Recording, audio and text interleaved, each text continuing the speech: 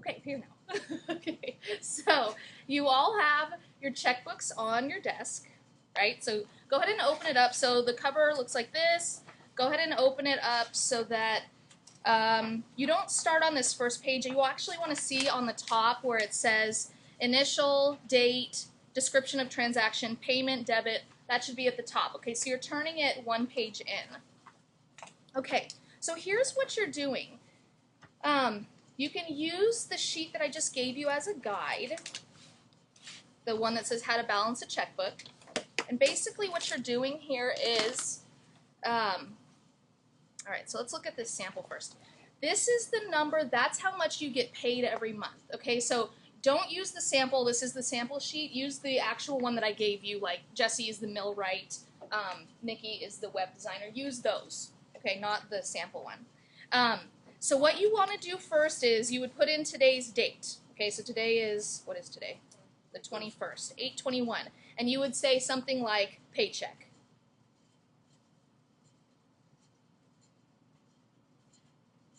Okay, so now the sample, I'm just going to use the sample one here, but again, use the specific character that each of you has.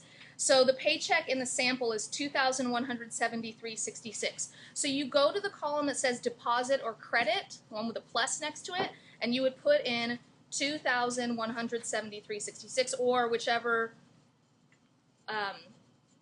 whatever your income is, your individual income.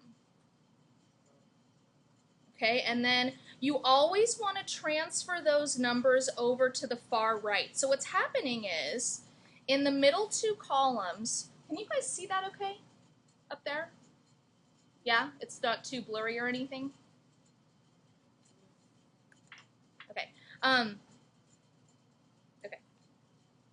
Okay, so what's happening is, in these two columns, what you're doing is you're tallying up individual things, like your paycheck, and we're going to go through bills in just a second. On the far right, that word is kind of hard to read. It says balance.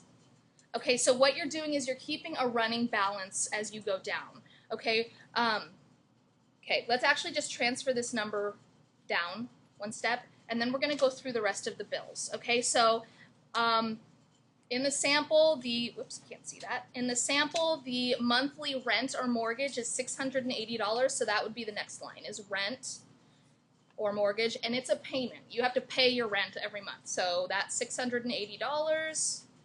That, and then again, this goes over to the far right, $680. Go ahead and get your calculators out so you can keep tabs as you go.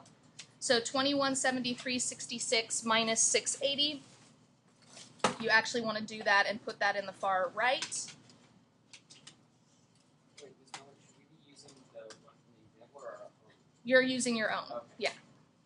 So 2170, I'm going to use the one that's on the sample, but you guys are all using your own. Okay, so that would be $1,493.66. And then you just go through the rest of your expenses. My car payment is $339.74 every month, so the car would go next. So $339.74, transfer that over to the right. What's up, Jakaya? Does anyone have an extra calculator? I will check. I'll check my stuff. Okay? So, what I would like you all to do in the next 10 minutes is to go through and balance your checkbook. So you're going through, you want to make sure you put all of these different things. Okay? So you have a running total along the right-hand side. Go ahead and do that, and then we will pick up in just a little bit. Okay?